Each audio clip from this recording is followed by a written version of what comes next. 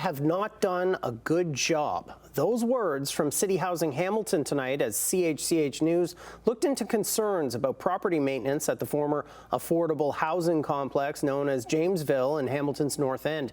Roger Collins is live tonight there with the latest on this controversy. Roger. That's right, Matt. If you take a look behind me here, you can see there's a hole in the fence, there's some graffiti on the walls, and there's been an explosion of vegetation, all of which has residents here upset. But there's more to the story than just that. They want to know, how does a property this vast sit unused for so long during a housing crisis? The neighbors are fed up. There's crime going on in there. There's people living in the houses. There's been fires. There's graffiti. It's just not what we want to look at anymore. In 2015, the city began relocating the tenants of Jamesville with plans to redevelop the site into a mixed-income community. But those plans never got off the ground. Stalled by years of legal battles, the property has fallen into disarray. A fact Hamilton City Housing did not shy away from, saying in a statement released today that, quote, "We have not done a good job of taking care of the property and will do a better job moving forward." It maintains that the site's demolition continues to be delayed due to a zoning bylaw amendment that CN Rail is trying to appeal. We've been waiting for the Jamesville property something to happen because we plan on purchasing this from my parents. But my family and I are now waiting, thinking, are we going to leave the neighborhood? Because we don't want to look at this anymore. And while the city moved the former tenants out nearly a decade ago, the homes never really emptied out. Oh, there's lots of people.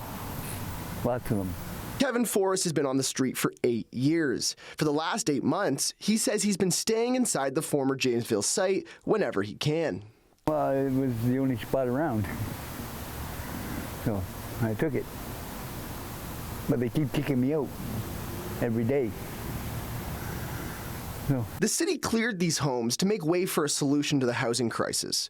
Instead, they've become a symbol of it. But fixing that problem, advocates say, will take more than just the municipal government.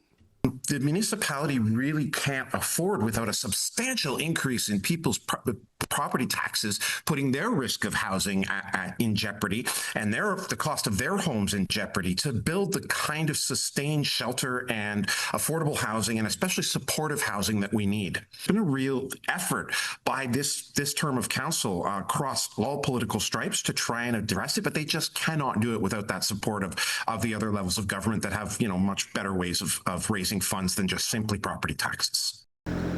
The storied history that is Jamesville is enough to make your head spin, but I do have some good news. I spoke with Cameron Kretsch, the local councillor for this ward, and he says the property crews are going to come down and clean some of this stuff up starting tomorrow and continuing on Monday.